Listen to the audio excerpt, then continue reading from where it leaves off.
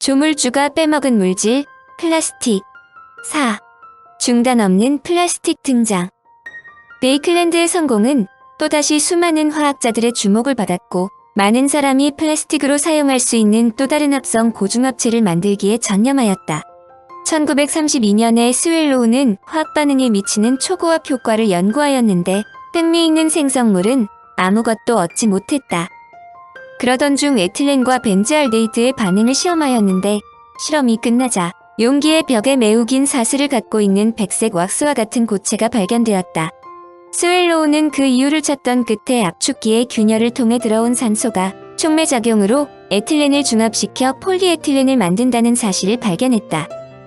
전쟁 초기의 지상 및 기상탑재 레이더 장치용으로 사용될 수 있는 고주파용 절연 케이블에 폴리에틸렌이 사용된 것이다. 특히 폴리에틸렌은 그때까지 불가능했던 안테나의 다양한 디자인을 가능하게 했고 간단하게 보수 공사를 할 수 있었다. 일부 학자들은 폴리에틸렌이 때마침 개발되지 않았다면 영국은 독일군의 폭격에 견뎌낼 수 없었을 것이라고 평가했다. 폴리에틸렌은 전쟁이 끝날 때까지 일반에게 거의 알려지지 않았다. 그러나 그 후 폴리에틸렌 제법이 공개되자마자 폭발적인 수요처가 생기기 시작했다. 특히 필름 생산이 급속하게 증가하여 거의 모든 분야에서 폴리에틸렌이 셀로판을 대신하게 되었다. 또한 폴리에틸렌은 농작물과 냉동식품이나 부패되기 쉬운 식품과 섬유 제품 그리고 기타 모든 종류의 상품 포장에 이용되었다. 농업에서 비닐하우스, 웅덩이나 수로의 바닥 깔개에 이용되는 것은 물론 건축용으로 습기 차단, 만능 시트, 도장용 피복으로도 사용되며 가정에서 나오는 쓰레기를 처리하는데 필수적으로 필요한 쓰레기 봉투 등에도 이용된다. 물론 아직도 전선의 절연체로서 폴리에틸렌이 사용된다. 한편 학자들은 또 다른 중합체를 발견하는데 주력을 하면서도 이들 중합체 자체에 대한 원리를 캐고자 했다. 여기에서 성공한 사람이 바로 스타우딩거이다.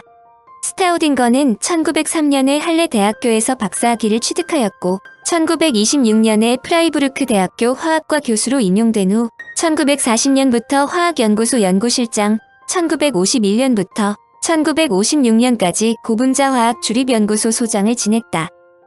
슈타우딩거는 1920년대 초에 거대 분자 이론에 관한 자신의 이론을 발표하였으나 당시에는 받아들여지지 않았다.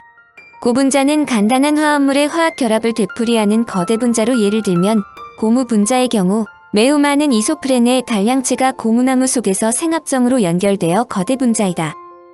그러나 후에 그의 이론은 플라스틱 제조에 이용되었고 그로 인해 기술 및 산업 발전에 커다란 공헌을 하였다.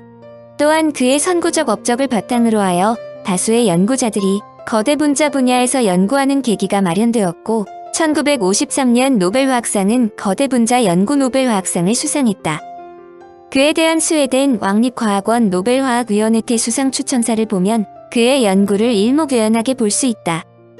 1953년 노벨화학상 수상 추천사. 전하, 그리고 신사숙녀 여러분. 고대 그리스인들조차 라는 표현은 역사적 사건을 다룬 책에서 흔한 머리말이며 듣는 사람은 놀라운 심연의 환상을 보게 됩니다. 저는 오늘 세계 최초로 원자 개념을 공식화하고 최초의 원자 개념을 창조한 아브데라의 데모크리투스를 서두로 이 연설을 시작하려 합니다. 그러나 이 개념의 의미는 약 1800년이 되어서야 모든 원소는 서로 같은 원자들의 특이한 형태를 갖는다고 가정한 영국인 돌털에 의해서 더 근사하게 정의되었습니다.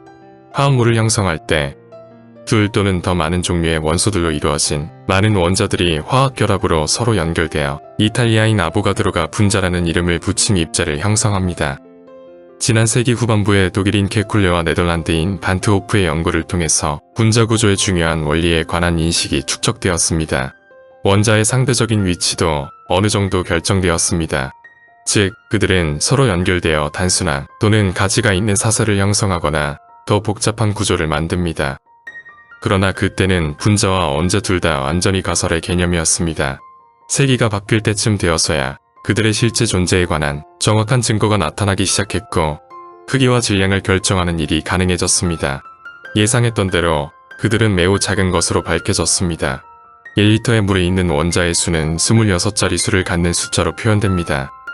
분자 하나를 만들기 위해 얼마나 많은 원자들이 결합될 수 있는가, 어느 정도까지 이 물질이 압축될 수 있는가와 같은 그 시대의 선도적인 과학자들이 표현한 문구를 사용하는 것이 가끔씩은 경이로웠습니다. 분자 내에서 원자들이 화학결합으로 서로 붙어 있다는 사실은 화학결합 세계의 문제와 긴밀한 관련이 있는데 화학결합 세계에 관해서는 거의 알려진 것이 없었습니다. 한편 외관상 매우 안정한 화합물 분자가 전기 분해로 쉽게 쪼개질 수 있다는 것이 알려져 있었으며 다른 한편으론 화학적 힘이 고체 결정 구조에 깊은 관련이 있다는 인식이 생겨나고 있었습니다. 100개 내지 200개의 원자로 이루어진 분자들이 단계적으로 합성되었고 사실 놀랄 만한 것으로 여겨졌습니다. 더 앞서가는 실험을 하느라 열성이었으나 이런 방식으로 성취할 수 있는 것은 거의 한계에 이르렀다고 생각되었습니다.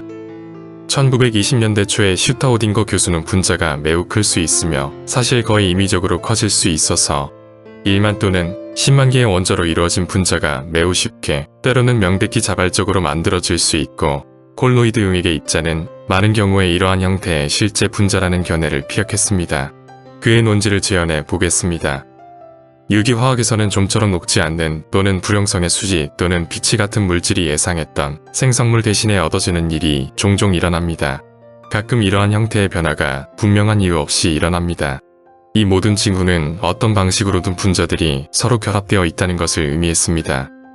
이러한 생성물들을 보통 고분자 또는 고분자 물질이라고 명명했으나 많은 이유로 이 현상을 물리적인 것으로 여기라는 시도가 있었습니다. 반면에 2개 또는 3개와 같이 몇 개의 분자들이 결합해서 고리 구조를 갖는 큰 분자를 만들게 되는 많은 이유가 알려져 있었습니다. 슈타우딩거 교수는 원래 고리 형성 반응을 기대하였으나 기하학적 이유로 방해를 받을 때, 다시 말해서 원자 사슬의 끝을 만나기가 어려울 경우에 고분자 물질이 생성된다고 지적했습니다.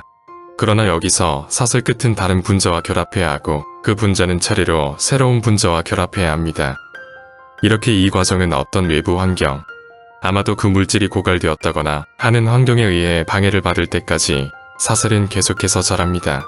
그래서 고분자 물질은 이러한 방식으로 생성된 사슬로 구성되어 있다고 표현됩니다. 금방 인용한 고리 분자가 보통의 화학결합으로 만들어졌고 또한 사슬의 경우도 이와 같아야 한다는 것에는 거의 의심할 여지가 없기 때문입니다. 이 논지는 오늘날에는 완전히 명백하지만 1920년대 초에는 매우 이상했으며 주기율 정신에 부분적으로 반하는 것이었고 그 다음 10년은 논쟁으로 채워졌습니다. 결정적 증거나 반대 증거를 찾는 것은 이론적으로 매우 어렵고 실질적으로 무척 수고스러웠습니다. 당분간 여기에 포함된 크기의 분자량을 구하는 것은 불가능했습니다. 그러나 새로운 이론은 화학결합의 세계에 불가능한 요구를 하는 것으로 여겨졌습니다. 화합물 개념을 포함한 개념들과 정의들을 수정해야 했고 분자가 완전히 동일하지 않은 카테고리의 화합물들을 인정해야 했습니다. 고분자 화합물은 보통 패턴에 따라 만들어진 사슬 분자로 이루어지며 가끔은 특징적인 평균 길이를 갖지만 각 사슬의 길이는 임의의 환경에 의해 결정됩니다. 이 새로운 이론은 1930년대까지 보편적으로 인정되지 않았습니다. 거대 분자 이론은 이미 기술적으로 적용되고 있습니다. 사람들은 이 강하고 거대한 분자를 이용해서 오늘날 보통 플라스틱이라고 부르는 것을 제조했습니다. 이러한 형태의 분리된 생성물이 전에도 있었으나 이제 연구를 위한 이론적 원리가 다양한 요구에 따라 그 물질의 성질을 바꾸는 거의 무한한 가능성과 함께 적용 가능해졌고 그래서 1930년대와 1940년대에는 이 분야에 많은 성장이 있었습니다. 우리는 많은 면에서 이러한 발전이 현대 물질 문화에 큰 자취를 남겼다는 것을 알고 있습니다. 정말로 우리는 플라스틱 시대에 살고 있다는 표현을 합니다. 그러나 또한 순수 과학을 위해서도 거대 분자 이론은 중대한 의미를 갖습니다. 놀랄 만큼 많은 수의 사람들이 지난 수십 년 동안 거대 분자를 활발하게 연구를 했습니다. 슈타우딩거 교수는 기술적이거나 산업적 발전에 직접 관계하지는 않았으나 그의 활기차고 대범한 선구적 연구가 아니었다면 이러한 발전은 거의 생각지도 못했을 것입니다. 슈타우딩거 교수님 30년 전의 교수님은 화합물 분자가 거의 임의의 크기이며 그러한 거대 분자는 우리들의 세상에 대단히 중요하다는 견해를 피력했습니다. 교수님의 견해는 논리적 추론에 근거하고 있었습니다. 교수님은 기대했던 고리 형성 반응이 어떤 이유로 실패했을 때 고분자라고 불리는 물질이 생성된다는 사실에 주목했습니다. 그래서 교수님은 유기화학자라면 무시할 수 없는 논지를 제공했습니다. 더군다나 광범위하고 고통스런 일련의 연구를 통해서 교수님은 실험적 증거를 제공했습니다. 오랫동안 많은 동료들이 교수님의 견해에 반대했고 견해 가운데 일부는 아브데라에서 기원한 것이라고 했던 것은 비밀이 아닙니다. 이해할 만합니다. 고분자 세상에서는 거의 모든 것이 새롭고 시도해보지 않은 것이었기 때문입니다. 오래 지속되고 확립된 개념이 고쳐지거나 새로운 개념이 창조되어야 했습니다. 거대 분자 과학의 발전은 평화로운 전원 풍경 같은 그림을 보여주지는 않았습니다. 시간이 지남에 따라 충돌은 사라지고 논쟁은 잠잠해졌습니다. 주요 쟁점에 관한 동의가 이루어지고 이 선구적인 일의 중요성이 점점 더 명백해졌습니다. 자연과학, 그리고 고분자 화합물 분야에서 교수님의 발견으로 가능해진 재료 문화에 기여한 공로를 인정하여 스웨덴 왕립과학원은 교수님에게 노벨상을 수여하기로 결정하였습니다. 과학원을 대신해서 축하를 드리며 이제 전하로부터 상을 받으시기 바랍니다. 결론적으로 그는 플라스틱과 같은 물질이 수만 개의 분자 단위가 결합된 엄청난 크기의 분자라는 고분자론으로 노벨상을 받았지만 초창기에 많은 학자들로부터 그렇게 큰 분자가 어디 있느냐고 비웃음을 받았다. 그러나 그는 주위의 비난에도 아랑곳하지 않았다. 그는 자신의 주장이 옳다고 생각하고 합성 고무에 관심이 깊은 칼 앵그러 밑에서 천연 고무의 단일체인 이소플렌을 연구하기 시작했다. 그는 이소플렌의 중합 반응 연구를 계속했고 폴리옥시미틸렌과 천연 고무 그리고 폴리스틸렌의 고분자 합성의 연구를 시작했다. 스타우딩거는 천연 고무는 긴 고리 분자로 존재하고 콜로이드 모양의 크기의 고분자가 공유 결합되기 위한 조건을 발표했다. 그는 계속하여 동족의 짧은 고리 분자에서 고중합체까지 화학적이고 물리적인 성질을 연구하여 후학들의 다음 연구에 결정적인 기여를 했다. 그는 중합체에 관한 고분자 화학 연구로 1953년에 노벨 화학상을 받음으로써 자신의 고분자론이 옳음을 증명했다. 1953년에 독일의 칼 지글러는 니켈이나 다른 여러 가지 금속 또는 금속 화합물이 에틸렌의 반응에 어떤 영향을 미치는가를 체계적으로 연구하였다.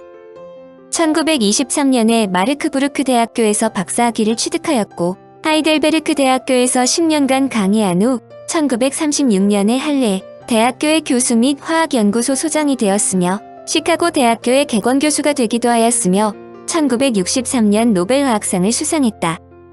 그는 니켈과 마찬가지로 에틸렌의 중합을 저해하는 금속도 몇 가지 있다는 것을 발견했고 더욱 놀라운 것은 어떤 종류의 금속 염화물과 유기 알루미늄 화합물을 조합하면 매우 유효한 종합 촉매가 되어 거대한 고분자량과 고용 융점 그리고 직선형 분자 구조의 폴리에틸렌이 생성된다는 것을 발견했다. 그 결과 전보다 단단하고 강하며 물에 끓는 온도에서도 견디는 고밀도 폴리에틸렌을 만들 수 있었다. 그러나 처음에 생산한 폴리에틸렌은 품질이 다소 떨어져 상업적인 면에서는 다소 문제가 있었다. 이때 놀라운 일이 벌어졌다. 바로 훌라후프였다. 당시에 로큰롤이 미국을 비롯한 세계를 뒤흔들고 있어 모든 사람들이 엘비스 프레슬리처럼 엉덩이를 흔들어대고 싶어했다. 질이 다소 떨어지지만 훌라후프라는 둥근 고리는 엉덩이를 흔드는 기술을 익히는 데는 적격이었다. 1958년 한 해에 매일 2만 개의 훌라후프가 팔렸다니 그 광풍이 어느 정도인지 알 수 있을 것이다.